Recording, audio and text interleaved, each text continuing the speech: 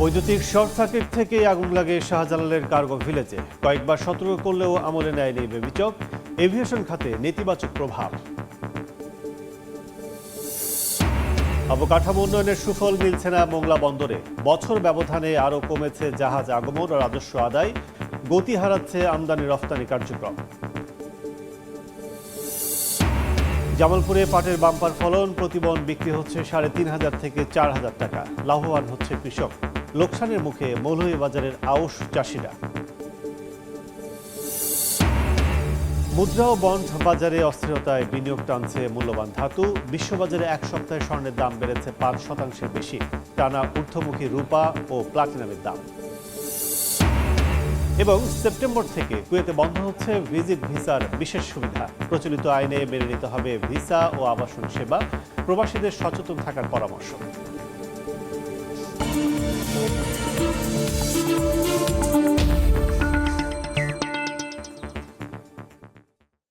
দেখছিলেন শিরোনাম।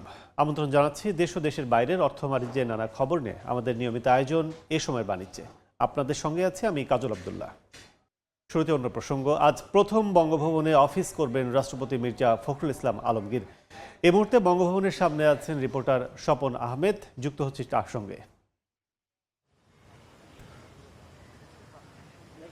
দেশের ২৩তম রাষ্ট্রপতি মির্জা ফখরুল ইসলাম আলমগীর তিনি এই মুহূর্তে বঙ্গভবনে প্রবেশ করছেন। আমার সহকর্মী নিশ্চয়ই আপনাদের ফ্রেমে দেখানোর চেষ্টা করছেন। কিছুক্ষণ আগেই তার যে গাড়িটি সেটি কিন্তু অশ্বারোহীরা তাকে রিসিভ করে একদম প্রধান ফটক দিয়ে, বঙ্গভবনের প্রধান ফটক দিয়ে তাকে বঙ্গভবনে প্রবেশ করিয়েছে।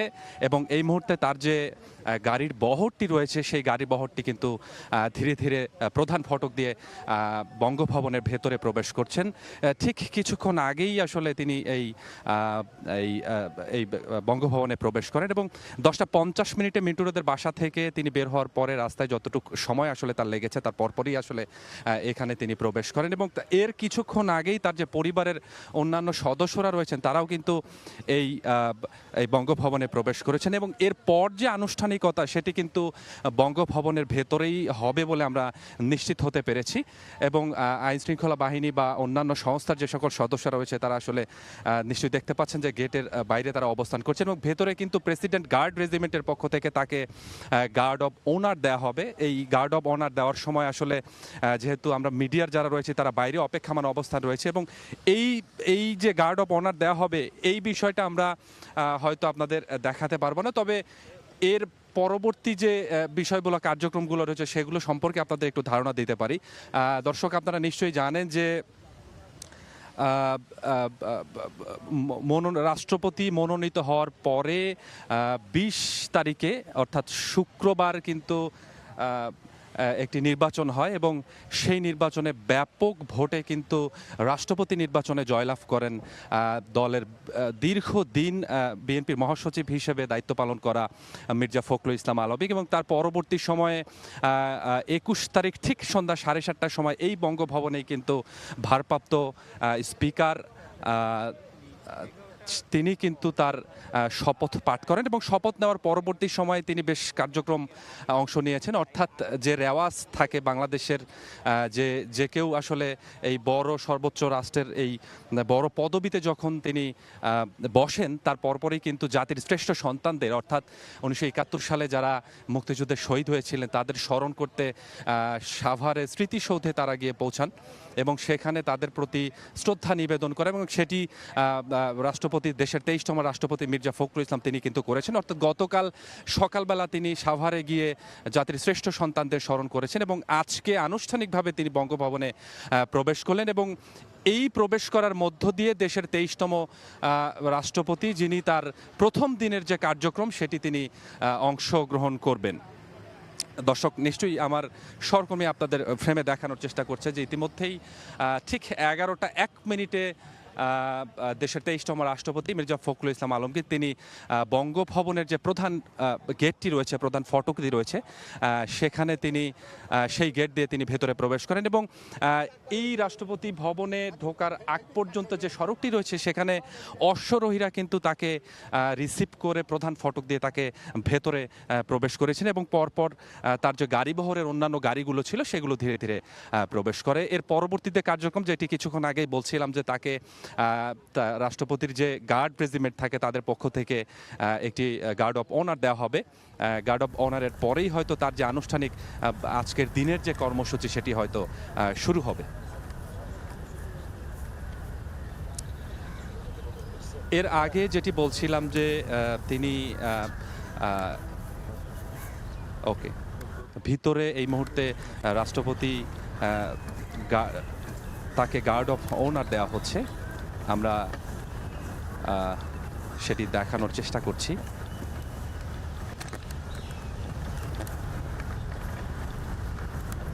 নিশ্চয়ই দেখতে পাচ্ছেন অশ্বরোহীরা যারা 23তম রাষ্ট্রপতি মির্জা ফখরুল ইসলাম আলমগীরকে সড়ক থেকে যারা প্রধান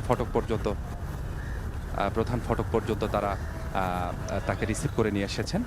এই মুহূর্তে তাকে তার রাষ্ট্রপতি প্রেসিডেন্ট যে চৌকস দল রয়েছে তারা কিন্তু গার্ড অফ অনার দিচ্ছেন এবং এই গার্ড অফ অনার শেষ হলেই আসলে তার যে প্রথম দিনের কর্মসূচি রয়েছে সেটি তিনি পালন করবেন।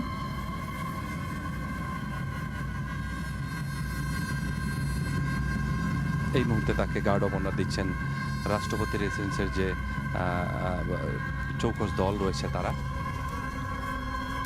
এবং তার গাড়ি বহরের যে অন্যান্য গাড়িগুলো রয়েছে সেগুলো কিন্তু ধীরে ধীরে বের হয়ে আসছে।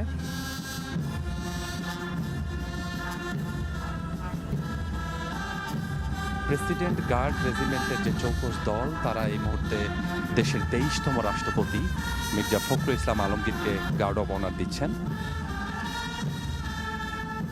এবং এই আনুষ্ঠানিকতা কিন্তু এখন পর্যন্ত প্রত্যেকটি রাষ্ট্রপতিকেই দেওয়া হয়েছে যারা প্রথম দিন আসলে এই এখানে উপস্থিত হন, অর্থাৎ বঙ্গভবনে আসেন। তাদের প্রথম দিনের যে অনার সেটি কিন্তু তাদেরকে দেওয়া হয়। প্রেসিডেন্ট গার্ড রেজিমেন্টের যে সকল সদস্য থাকেন বা চৌকস দল থাকেন তাদের পক্ষ থেকে এটি দেওয়া হয় এবং এটি চলছে।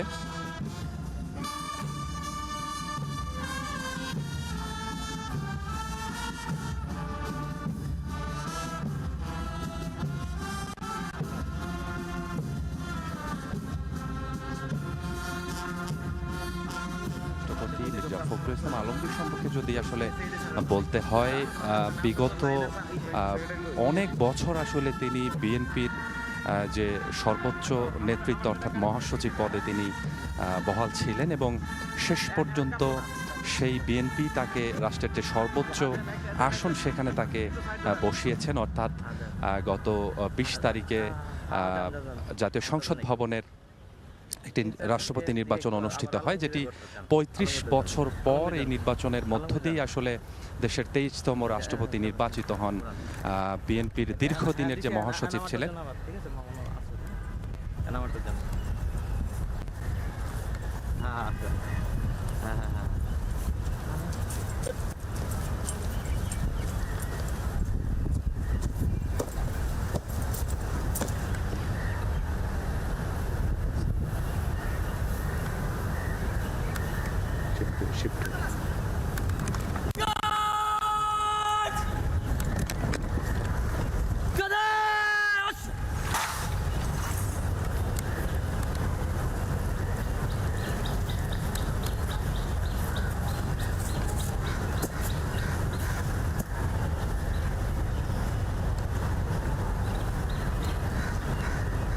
বিরতি করার জন্য আপনার অনুমতি পেয়েছে মহামান্য রাষ্ট্রপতি।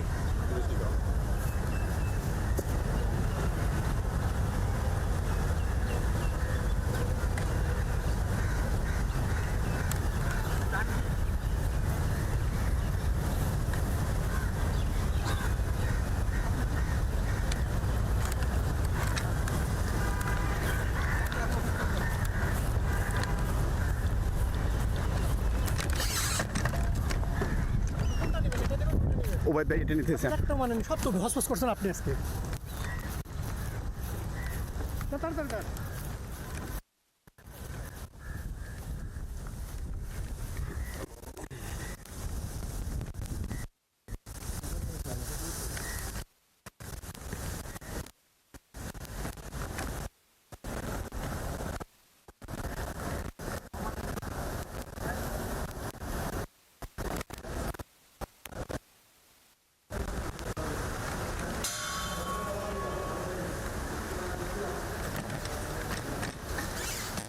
এই মুহূর্তে গার্ড অব অনার দেওয়া শেষ। রাষ্ট্রপতির রেজিমেন্টের যে সকল সদস্য ছিলেন তারা কিন্তু গার্ড অব অনার শেষে তাকে তার যে নির্দিষ্ট আসন রয়েছে সেখানে বসানোর জন্য তাকে নিয়ে যাওয়া হচ্ছে। আমরা গণমাধ্যম কর্মীরা যদিও প্রধান ফটকের বাইরে ঠিক অপেক্ষা করছি।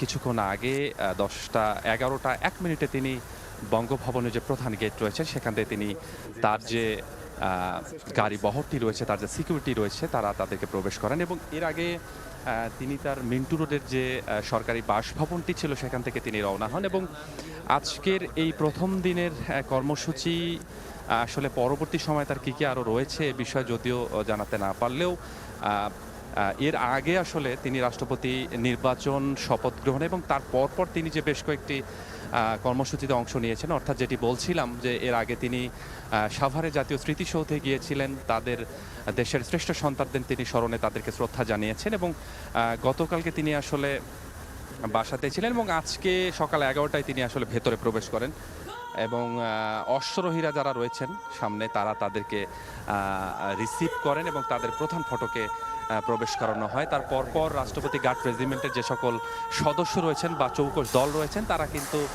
কিছুক্ষণ আগেই তাকে গার্ড অব অনার দিয়ে তার যে নির্দিষ্ট আসন রয়েছে সেখানে তাকে পৌঁছে দিচ্ছেন।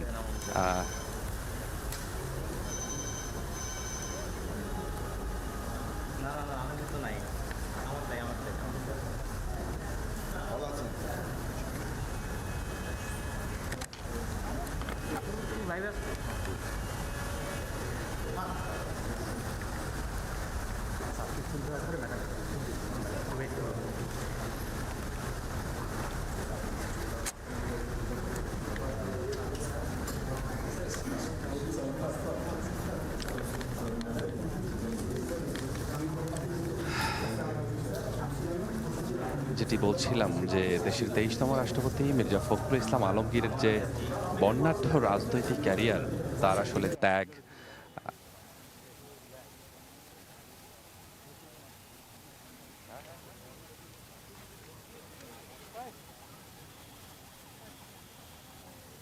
তার যে ত্যাগ রয়েছে বেশ বিগত বছরগুলোতে তিনি বিএনপিকে আঁকড়ে ধরেছিলেন। এই দুর্বিষহ সময়ে তিনি বিএনপিকে নেতৃত্ব দিয়েছেন।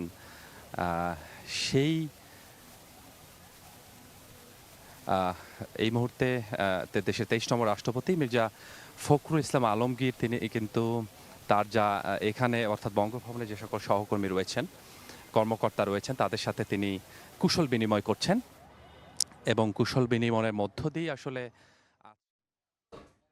বঙ্গভবনে কর্মজীবন শুরু করলেন নতুন রাষ্ট্রপতি। এতক্ষণ সরাসরি ছিলাম বঙ্গভবনে। দেখছেন এ সময় বাণিজ্য, সঙ্গে থাকুন। বৈদ্যুতিক শর্ট সার্কিট থেকেই ভয়াবহ আগুন লাগে শাহজালাল বিমানবন্দরের আমদানি কার্গো ভবনে। অথচ পুরনো লাইন রক্ষণাবেক্ষণে একাধিকবার সতর্ক করা হয়েছিল বেসামরিক বিমান চলাচল কর্তৃপক্ষকে। গুরুত্ব না দেওয়ায় কার্গো ভিলেজে আগুনের ঘটনায় প্রশ্ন ওঠে বিমানবন্দরের সার্বিক নিরাপত্তা বিষয়। এছাড়া নেতিবাচক প্রভাব পড়ে এভিয়েশন খাতেও। দায়িত্বরতরা ঘটনার দায় এড়াতে পারেন না বলে মনে করেন অংশীজনরা। বিস্তারিত দেখুন আমার করা রিপোর্টে 2 পর্বের ধারাবাহিকের আজ প্রথম পর্ব। ক্যামেরায় ছিলেন মিজানুর রহমান মিন্টু। বৈদ্যুতিক নিরাপত্তায় ঝুঁকির বার্তা আগে থেকেই দেওয়া হয়েছিল বাংলাদেশ সিভিল এভিয়েশন কর্তৃপক্ষকে, কিন্তু তা আমলে না নেওয়ার কারণেই 2025 সালের অক্টোবরে আগুন লাগে শাহজালাল আন্তর্জাতিক বিমানবন্দরের আমদানি কার্গো ভিলেজে। লেলিহান শিখায় পুড়ে ছাই হয় সব মালামাল। ওই কার্গো ভবনের বেশ কিছু নথির তথ্য আসে সময় সংবাদের হাতে। অগ্নিকাণ্ড এড়াতে 2024 সালে জানুয়ারিতে পুরনো লাইন সংস্কারে সিভিল এভিয়েশনের প্রকৌশল বিভাগে চিঠি দেয় বাংলাদেশ বিমান। একই স্মারক ধরে পুনরায় সতর্কতামূলক চিঠি দেয়া হয় 2025 সালের মে মাসেও, যেখানে উল্লেখ ছিল বৈদ্যুতিক লাইনের নিরাপত্তা ঝুঁকির বিষয়টিও। ওই ঘটনায় ফায়ার সার্ভিস সহ তদন্ত করে কয়েকটি সংস্থা। দমকল বাহিনী বলছে বৈদ্যুতিক শর্ট সার্কিট থেকেই ভয়াবহ অগ্নিকাণ্ড। আগুন নির্বাপন করতে আপনারা জানেন প্রায় 48 ঘন্টার মতো সময় লাগে। আমাদের তদন্তে আমরা দেখতে পাই শর্ট সার্কিটের কারণে আগুনটার সূত্রপাতটা হয়। সব তথ্য জানার পরও স্রেফ গাফিলতি নাকি পরিকল্পিত অবহেলা ছিল এ নিয়ে প্রশ্ন আছে বিভিন্ন মহলে। সতর্কতামূলক চিঠি পাওয়ার পর কি পদক্ষেপ নিয়েছিল বেবিচক তা জানতে সংস্থার প্রকৌশল দপ্তরে সময় সংবাদ, কিন্তু দেখা করেননি ভারপ্রাপ্ত প্রধান প্রকৌশলী। উল্টো জানানো হয় ঊর্ধ্বতনদের নির্দেশে কথা বলা বারণ।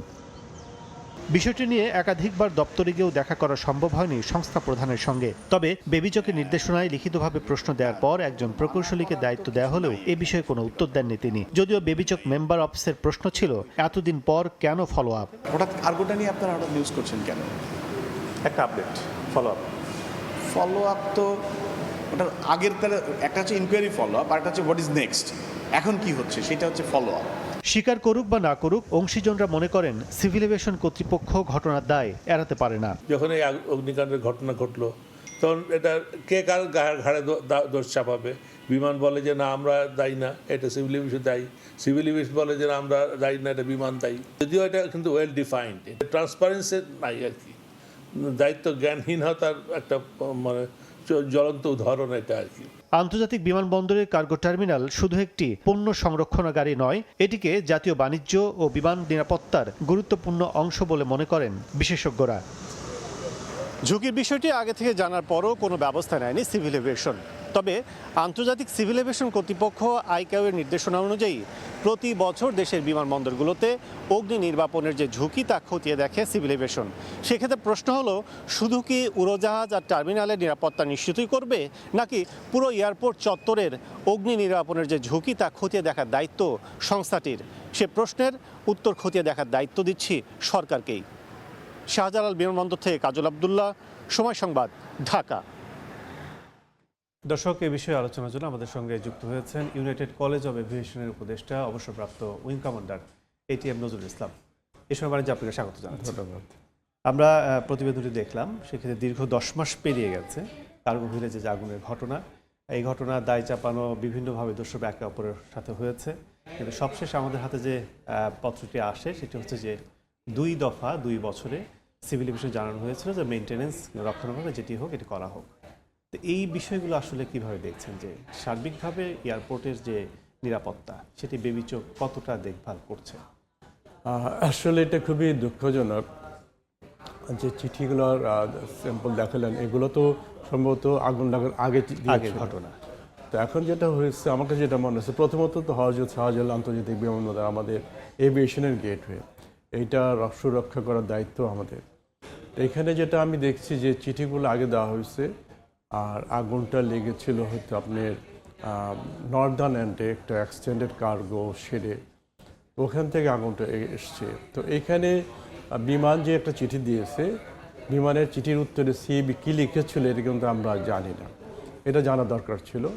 আরেকটা হচ্ছে একটা ইনকোয়ারি কমিটি হয়েছিল, সেই ইনকোয়ারি কমিটিতেও নিশ্চয়ই বিমানের চিঠিগুলো দিয়েছিল। এই চিঠির প্রেক্ষিতে কিন্তু ইনকোয়ারি কমিটি তাদের দায় মুক্ত করে নাই, বরঞ্চ তাদের যে দায় ছিল সেটাও লিখছে, দায়টা সিভিল এভিয়েশনের ছিল। আসলে আমি যদি শারীরিকভাবে দেখি, আমি দেখি যে সিভিল এভিয়েশন এখানে হচ্ছে মালিক, জমি দেওয়ার অর্থাৎ লেসের, আর বিমান হচ্ছে লেসি, ভাড়া নিয়ে। এখন দায় কিন্তু দুজনেরই আছে। যিনি দিলেন একটা বিল্ডিং কোড মেনে, সেখানে উনি কীভাবে দিলেন সেটা একটা প্রশ্ন। বিমান যখন গ্রহণ করে তারও দেখার দায়িত্ব ছিল আমি কীভাবে গ্রহণ করলাম, এবং ওইখানে যেসব তারা যে স্টোরগুলো করেছে, বিভিন্ন ধরনের স্টোর ছিল, ডিজি স্টোর ছিল, ডেঞ্জারাস গুডস ছিল, কেমিক্যাল স্টোর ছিল, হাই ভ্যালুড স্টোর ছিল, কোল্ড স্টোরেজ ছিল, এইগুলোর রাখার জন্য যে নিয়মকানুন, যে ফায়ার হ্যাজার্ড হইলে কী হবে প্রোটেকশন। কারণ আপনি জানেন যে 2013 সালের পরে প্রায় 6 থেকে 7টা অগ্নিকাণ্ডের ঘটনা ঘটছে, এবং ওই যে বড় 2025 পরেও কিন্তু আরেকটা ঘটনা ঘটেছিল। আগুন লাগতে পারে, কিন্তু আগুন লাগারটা আমি কীভাবে ফাইট আউট করব, সেইগুলো আমরা ঠিক মতো করেছিলাম কিনা, বা বিমান করেছিল কিনা, এবং সিএবি সেই ব্যাপারে দৃষ্টি দিয়েছিল কিনা, এইগুলো কিন্তু আমরা ঠিক মতন যে ইনকোয়ারি কমিটিতেও এই প্রশ্নগুলো আসছে, এবং ইনকোয়ারি কমিটি যে রিকমেন্ডেশন করেছিল সেটাও কিন্তু তার রিকমেন্ডেশনগুলো কি এখন পর্যন্ত বাস্তবায়ন হলো কি না সেটা কিন্তু দৃশ্যমান হয় নাই। তো এই সব জায়গাগুলোতে আমি মনে করি দুর্বলতা রয়েছে এবং আমি মনে করি এখানে সিভিল এভিয়েশন অথরিটির যেমন দায়বদ্ধতা আছে, যিনি ভাড়া নিলেন তারও দায়বদ্ধতা আছে, কারণ তিনি কীভাবে সুরক্ষা করবেন, কীভাবে প্লেসমেন্ট করবেন, আগুন লাগলে কীভাবে এটা প্রোটেক্ট হবে যাতে কম্পার্টমেন্টের বাইরে না যায়, কত দূরত্বে করা যায় এবং টোটাল লেআউটটা সে কীভাবে সাজাবে তার সাথে বিমানের সাথে সিবিআইটা কথা বলা দরকার ছিল, কিন্তু এই জায়গাগুলো একটু উপেক্ষিত হয়েছে। এই যে স্পর্শকাতর একটা স্থাপনা আমাদের প্রবেশ গেট বলা চলে যে শাহজালাল বিমানবন্দর, সেই জায়গায় নিম্ন অধস্তন যারা বলি তারা কোনো অনিয়ম করলে কোনোভাবে তাদের শাস্তি হয়, কিন্তু ঊর্ধ্বতন যারা আছেন দায়িত্ব অবহেলা কিংবা উদাসীনতা, এই ব্যাপারে আসলে সংশ্লিষ্ট মানে মন্ত্রণালয় কিংবা কর্তৃপক্ষ কী ব্যবস্থা নিতে পারে? অবশ্যই যদি কারো দায়বদ্ধ থাকে, আমি জানি না ইনকোয়ারি কমিটিতে এই দায় কীভাবে তারা সাবমিট করেছে আমি দেখি নাই, যদি কারো বিরুদ্ধে দায়বদ্ধ থাকে অবশ্যই সেটা শাস্তিমূলক ব্যবস্থা যেতে হবে, কারণ কেউ তো দায় এড়াতে পারে না। সার্বিক নিরাপত্তা ইস্যুতে কী বলবেন? যে বিমানবন্দরের নিরাপত্তাকে শুধু আমরা যেটি বললাম যে বিমান কেন্দ্রিক কোনো দুর্ঘটনা ঘটলে অগ্নি নির্বাপন ব্যবস্থা সেটি কি দেখবে, নাকি পুরো কেপিআই চত্বর হিসেবে এটির দায়িত্ব রয়েছে? অবশ্যই এটা কেপিআই চত্বর হিসেবে এই ব্যাপারটা দেখতে হবে। একটা ছোট একটা ইনসিডেন্ট যখন ঘটে, এই ছোটো একটা ইনসিডেন্ট না, এটা একটা ইঙ্গিত। যেমন কিছুদিন আগে আমরা দেখলাম এক ভদ্রলোক এখান থেকে কিছু আর্মস নিয়ে কলকাতা ইন্ডিয়াতে চলে গেলেন। কীভাবে গেলেন? একটা সিকিউরিটি একটা লিকেজ হয়ে গেল তো এখানে। এই ধরনের অনেক সিকিউরিটি লিকেজ তো হয়ে যাচ্ছে এবং আগুনের ক্ষেত্রেও তাই হচ্ছে। এবং এখানে একটা সার্বিকভাবে আমরা তখনই বলেছিলাম যে এখানে একটা রানওয়েতে ঘটনা ঘটলে বা টার্মাকে ঘটনা ঘটলে আমাদের একটা ভালো লেভেল 9 পর্যন্ত, ক্যাটাগরি 9 পর্যন্ত ফায়ার অ্যাটেন্ডেন্স আছে, কিন্তু সার্বিকভাবে এয়ারপোর্ট ফায়ার সার্ভিস তো নেই এখানে। আর এখানে যে বিল্ডিং কোডগুলো করা হচ্ছে সেটাও কি ফায়ার সার্ভিসের অনুমোদন আছে কি না, বা তাদের কোনো নির্দেশনা আছে কি না, এটা একটা প্রশ্ন। প্রত্যেকটি ইলেকট্রিক লাইন এবং এখানে যেহেতু বিভিন্ন ধরনের পণ্য রাখা হয় সেটার সাথে সামঞ্জস্য করে আমরা সার্কিটগুলো তৈরি করা হয়েছে কি না, এইটা কিন্তু ফায়ার ব্রিগেড থেকে সার্টিফিকেট থাকা উচিত। আমি জানি না আছে কি না, না থাকলে এটাও একটা বিশাল কনসার্নের ব্যাপার। এই ধরনের ঘটনাগুলো অনাকাঙ্ক্ষিত ঘটনা, কিন্তু বিশ্বজুড়ে যেহেতু এভিয়েশনটা বিশ্বজুড়েই সংশ্লিষ্টতা, সেক্ষেত্রে একটা প্রশ্ন জাগে, আপনারা কি মনে করেন যে এই ধরনের ঘটনাগুলো কতটা আমাদের এভিয়েশন শিল্পে প্রভাব ফেলে? অবশ্যই নেগেটিভ একটা ধারণা হচ্ছে। আপনি জানেন যে আমাদের যে কার্গো তো আপনি জানেন যে বাংলাদেশে টোটাল কার্গোর একটা সার্টেন অ্যামাউন্ট, খুব বেশি না, কিন্তু তার ভ্যালুটা ফাইন্যান্সিয়াল ভ্যালুটা অনেক বেশি, যেটা আমাদের এয়ার কার্গো হয়ে যাচ্ছে। তো এইখানে কিন্তু আপনি দেখেন যে আমাদের যে কয়েকটা আপনার স্ক্যানার আছে, এক্সক্লুসিভ ডিটেকশন স্ক্যানার, অনেকগুলো নষ্ট। এগুলো তো বহুদিন ধরে নষ্ট, এখন পর্যন্ত ঠিক হয়েছে কিনা আমার জানা নাই। এবং এই নষ্ট থাকার কারণে কিন্তু ডগ স্কোয়াড দিয়ে করা হয় এবং এটাকে টোটাল প্রসেসটা ডিলে হয়ে যাচ্ছে। তো এই জায়গাটা তো একটা আমাদের ইমপ্রেশনটা নষ্ট হচ্ছে। তো এইগুলো আমরা হাত দিচ্ছে না কেন? কারণ প্রতিদিন যে আমাদের কার্গো এখন তো ধরেন বছরে 5 লক্ষ টনের উপরে যাচ্ছে। আমরা আশাবাদ করতেছি যদি আমাদের থার্ড টার্মিনাল হয় তাহলে হয়তো এটা 8 থেকে 9 লক্ষ বা 10 লক্ষ টনে চলে যাবে, অনেকটা বৃদ্ধি। তো এইটাতে আমরা এখন কি মেজারগুলো নিচ্ছি, ফায়ার প্রোটেকশন, এই জিনিসগুলো আমাদের সার্বিকভাবে কিন্তু আমাদেরকে একটা কার্গো হাবের কথা যে আমরা বলছি, এইগুলোতে আমাদেরকে কিন্তু এখনই চিন্তা ভাবনা করতে হবে। এবং আমি মনে করি যে এখানে আমি সিএবিকে ব্লেম দিলাম বা সিএবি বিমানকে ব্লেম দিল, এই জায়গায় না যেয়ে সিএবি এবং বিমান যেহেতু একজন লেসার একজন লেসি, তারা বসে ঠিক করা উচিত how to get out from all this problem. এটা এখনই চিন্তা করতে হবে। আমরা আলোচনা শেষ পর্যায়ে আমরা আশা করি যে সিভিল এভিয়েশন এবং বিমান উত্তরোত্তর তাদের সার্বিক নিরাপত্তা নিশ্চিত করবে। অনেক অনেক ধন্যবাদ আমাদের সাথে আলোচনা করার জন্য। ধন্যবাদ। দর্শক, আলোচনা করছিলাম সিভিল এভিয়েশনের কার্গো ভিলেজে যে আগুনের ঘটনা এবং তার পরবর্তীতে যে অবস্থা। সার্বিকভাবে আমাদের সাথে আলোচনায় যুক্ত ছিলেন ইউনাইটেড কলেজ অব এভিয়েশনের উপদেষ্টা অবসরপ্রাপ্ত wing commander ATM Nazrul Islam.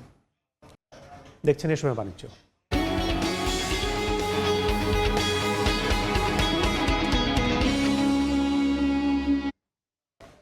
জামালপুরে পাটের বাম্পার ফলন হয়েছে। প্রতিমন বাজারে বিক্রি হচ্ছে ৩৬০০ থেকে ৪০০০ টাকায়। কৃষকরা লাভবান হবে বলে জানিয়েছে কৃষি বিভাগ।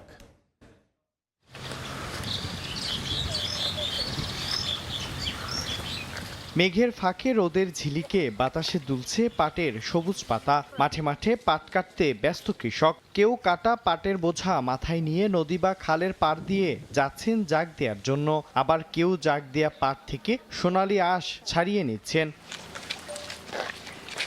এবার জেলার জামালপুর সদর, দেওয়ানগঞ্জ, ইসলামপুর, মাদারগঞ্জ এবং সরিষাবাড়ী উপজেলায় তুষা ও দেশি পাটের চাষ বেশি হয়েছে। তবে ভালো ফলন হলেও উৎপাদন খরচ বাড়ায় চিন্তিত কৃষকরা। বাজারের দাম ৩৮০০ থেকে ৪,০০০ টাকা আমরা পাইতেছি। তেলের দাম বেশি, আমরা কি করি, আবাদ করি, আমার সংসার চলবো।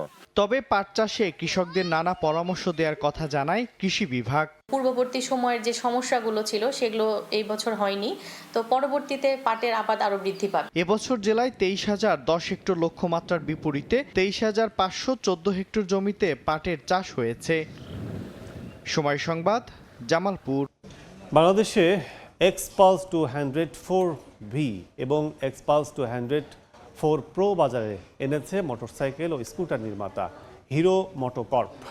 শুক্রবার রাজধানীর এক হোটেলে নতুন মোটরসাইকেলের উদ্বোধন করা হয়। প্রতিষ্ঠানটি জানায় বাংলাদেশে অন রোড ও অফ রোড অ্যাডভেঞ্চার মোটরসাইকেল সেগমেন্টে নিজেদের পোর্টফোলিও সম্প্রসারণ করেছে হিরো মোটোকর্প। এক্সপালস 200 সিরিজে দুর্গম পথে চলার সক্ষমতা, দৈনন্দিন ব্যবহারের সুবিধা এবং আধুনিক রাইডিং প্রযুক্তির সমন্বয় রয়েছে। এক্সপালস 204V'র ৩,৩৫,০০০ আর এক্সপালস 204V প্রোর দাম পড়বে ৩,৬৫,০০০ টাকা। অনুষ্ঠানে উপস্থিত ছিলেন হিরো মোটোকর্পের প্রধান নির্বাহী কর্মকর্তা হর্ষবর্ধন চিতালে সহ ঊর্ধ্বতন কর্মকর্তারা। দেখছেন এ সময় বাণিজ্য।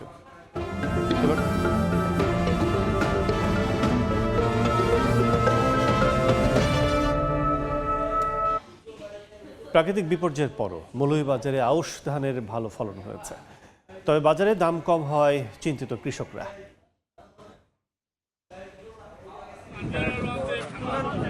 শরতের বাতাসে দোল খাচ্ছে সোনালী ধান, যা দেখে আনন্দে ভরে উঠেছে কৃষকের মন।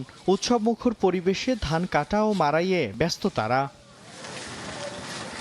চলতি বছর অতিবৃষ্টি ও বন্যার মতো প্রাকৃতিক দুর্যোগ দেখা দিলে আউশ ধান চাষাবাদ নিয়ে চরম দুশ্চিন্তায় ছিলেন কৃষকরা। তবে জেলা জুড়ে ধানের বাম্পার ফলন হয়েছে, এতে খুশি কৃষক। স্থানীয় পর্যায়ে ধানের বাজার দর সরকার নির্ধারিত দামের চেয়ে কম থাকায় চিন্তিত তারা। বছরে আমি ৫০-৬০ টাকার ধান বেশি খাইয়া দেয়া। সরকারের একটা আহ্বান জানাইলাম যে ধানের দামটা বৃদ্ধি করালে আমরা কৃষকরা বাঁচাইবার লাগে। কৃষি বিভাগ বলছে আবহাওয়া চাষের অনুকূলে থাকায় এবছর নির্ধারিত লক্ষ্যমাত্রার চেয়ে বেশি আউশ আবাদ হয়েছে। সারের সরবরাহ এবং অন্যান্য কৃষি উপকরণের সরবরাহ স্বাভাবিক থাকার কারণে এবছর আমাদের আউশ উৎপাদনটা ভালো হয়েছে। কৃষি সম্প্রসারণ অধিদপ্তরের তথ্য মতে এবছর জেলায় ৩৮,৫৩০ হেক্টর জমিতে আউশ চাষাবাদের লক্ষ্যমাত্রা নির্ধারণ করা হয়। সময় সংবাদ, মৌলভীবাজার। বাণিজ্য।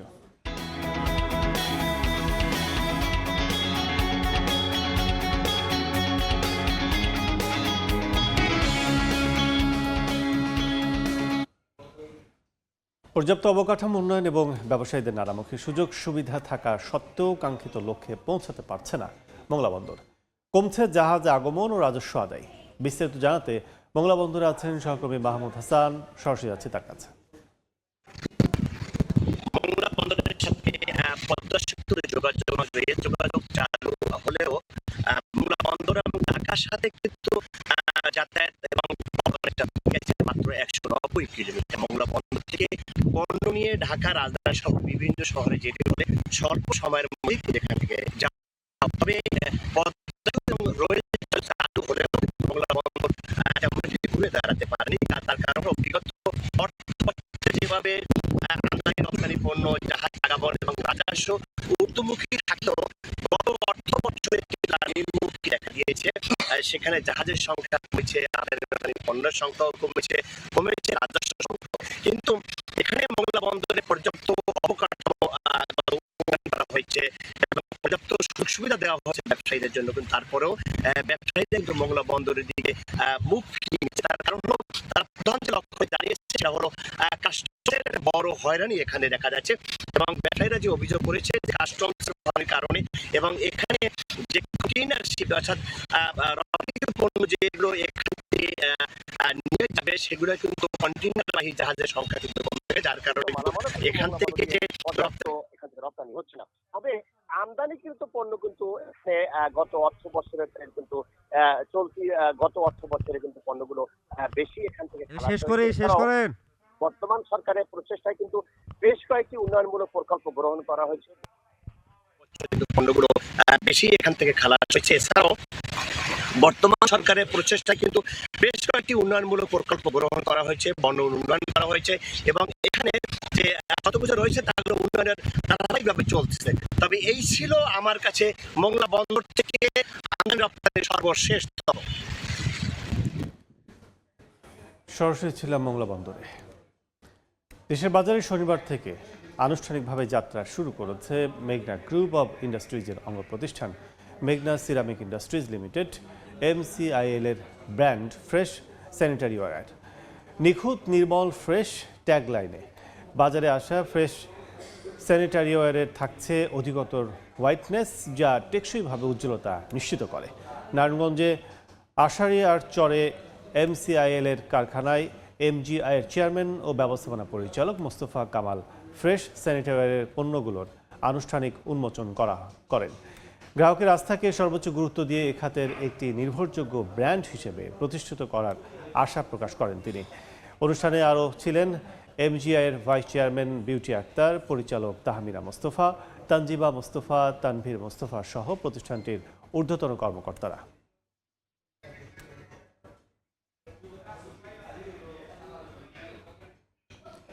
রোহিঙ্গা সমস্যা 10 বছর পূর্তিতে সেমিনারে বক্তব্য রাখছেন পররাষ্ট্র প্রতিমন্ত্রী সামা ওয়ায়েদ। সরাসরি চলে যাচ্ছে সেখানে। Bangladesh can help preserve dignity, but Bangladesh cannot resolve a crisis that Bangladesh did not create. Distinguished guests, the humanitarian situation remains extremely serious. Funding is declining, needs are not. The 2026 Joint Response Plan has already been reduced, yet the humanitarian needs remain immense. Food, nutrition, wash, education, protection are not luxuries, they are lifelines.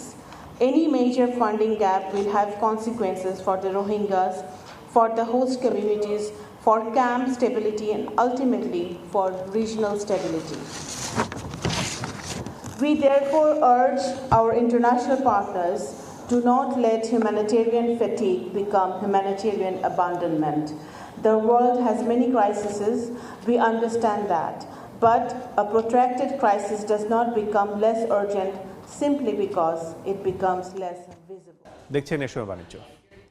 কুয়েতে আগামী 1 September থেকে বন্ধ হচ্ছে visit visa এবং দেশের বাইরে অবস্থানরত প্রবাসীদের ছুটির অনুমতিপত্রের স্বয়ংক্রিয় মেয়াদ বৃদ্ধির বিশেষ সুবিধা।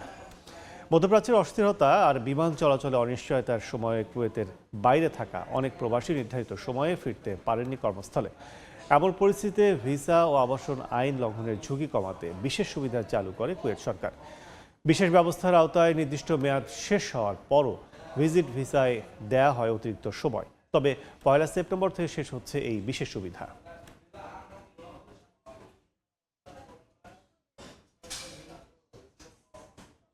এ পর্যায়ে শীর্ষ সংবাদগুলো জানিয়ে দিচ্ছে আরেকবার।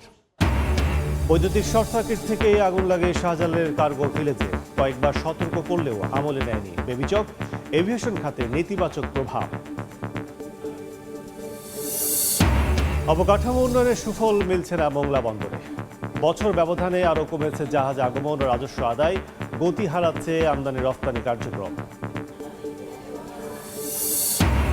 এবং জামালপুরে পাটের বাম্পার ফলন, প্রতিমণ বিক্রি হচ্ছে 3,500 থেকে 4,000 টাকা। লাভবান হচ্ছে কৃষক, লোকসানের মুখে মৌলভীবাজারের আউশ চাষিরা।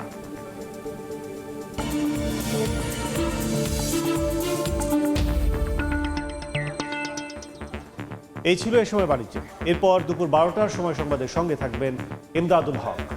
কাজল, আপনাকে ধন্যবাদ।